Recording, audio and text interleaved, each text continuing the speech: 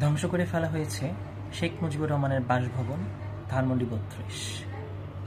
ইতিহাসের পুনরাবৃত্তি এভাবেই ঘটে। আজ আমি যদি কারোর ক্ষতি করি, আমার ক্ষতিও নিশ্চয়ই হবে। এটাই চিরন্তন সত্য। যদি আমরা মনে রাখতে পারি ভালো, নয়তো মনে করিয়ে দেওয়ার জন্য উপরে একজন আছেন। তিনি প্রতিটি জিনিসের হিসাব নিখুঁতভাবে রাখছেন। তাই প্রতিটি কাজ করার আগে এর পরিণাম সম্বন্ধে অবশ্যই জ্ঞাত হওয়া উচিত। কিছু মানুষকে দেখছি সেই স্বৈরাচারের পক্ষেই কথা বলছে। তাদেরকে শুধু একটা কথাই বলতে চাই, অন্যায় যে করে আর যে অন্যায়ের সাথে থাকে দুজনই সমান অপরাধী। স্বৈরাচারের দোসর স্বৈরাচার প্রত্যেকেই ইতিহাসের আস্থা করে পতিত হবে, এটাই নিয়তি।